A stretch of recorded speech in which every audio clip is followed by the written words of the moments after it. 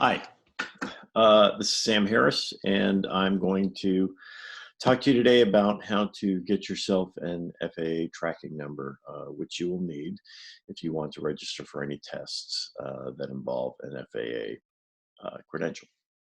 Okay, so an FAA tracking number is something that for the rest of your time with the FAA is going to be tied to your name, your address, your email address. So it's really, really important that when you enter this information into the FAA's database for the first time when you're getting that traffic number, that it all matches. Because when you go to a testing center to take a test, first thing they ask for is proof, is your driver's license.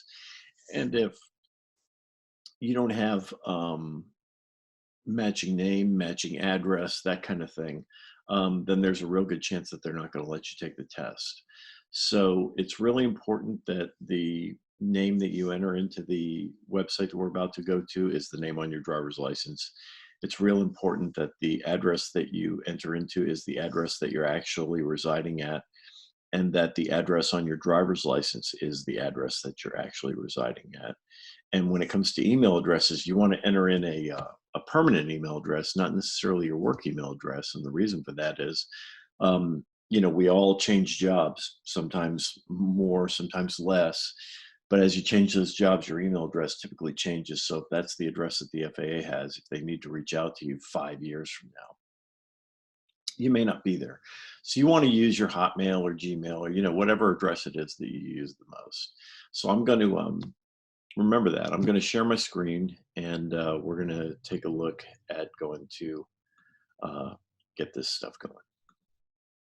All right, so what you're looking at here is the IACRA training site. This is actually a site for instructor pilots that we use to practice using IACRA ourselves to go in and work on students that are under our supervision, and also to demonstrate how to use IACRA to other people. So when it comes time for you to go to IACRA, you want to use, see where the mouse cursor circle in there, you want to go to iacra.faa.gov, okay? You won't see any of this red writing that talks about how this is an IACRA training site. Again, it's because that's what this is. The reason I'm using the IACRA training site now is because I can enter information in here that won't actually go into the FAA database.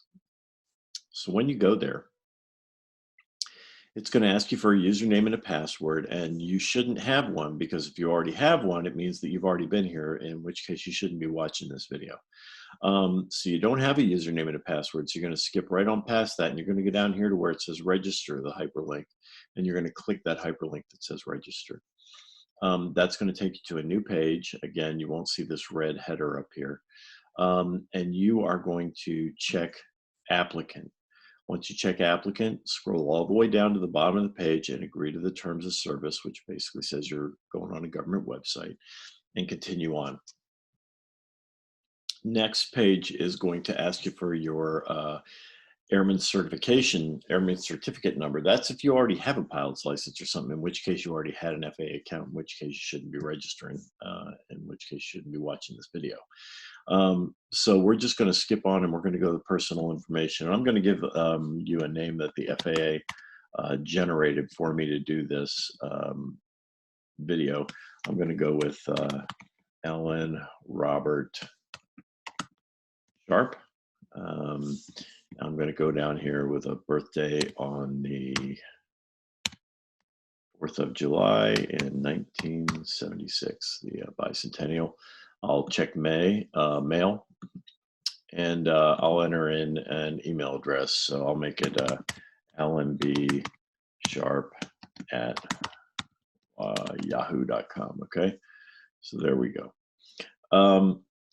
Now, all that personal information is entered, and it's time to go to the next thing. It's going to ask you for a couple of security questions, so you just go ahead and pick the ones that you'll be able to do.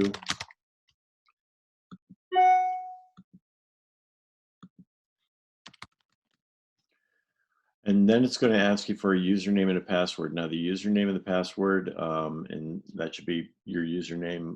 You decide what that is. I'm going to use the same as the email address, Alan B. Sharp.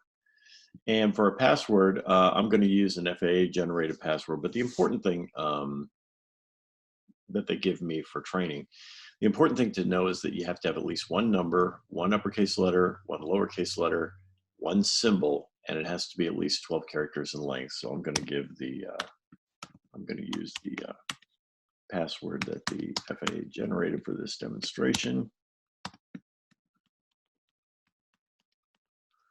And I'm going to click register. Now, when I click register, like right now,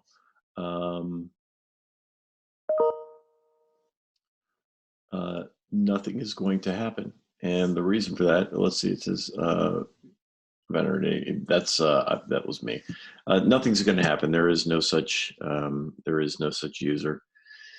And I'm going to stop sharing the video. So what's really going to happen when you do all that is you're going to go there and you're going to register them. And the next page is going to kick you out a FAA tracking number. That's an FTN. And like I said at the beginning of this video, that FAA tracking number is going to be the number that the FAA associates with your name, your address, your email address for the rest of your relationship with the FAA. Whenever you go in and do anything, that FAA tracking number is going to be important. That FAA tracking number is going to start to be important in the next video that I'm about to make, which is how to take that and register for a PSI test. So you can go register for your AGI or to take your private pilot exam, you know, whatever it is. But that FAA tracking number is where this video ends and the next video starts. So I'll see you in a little bit.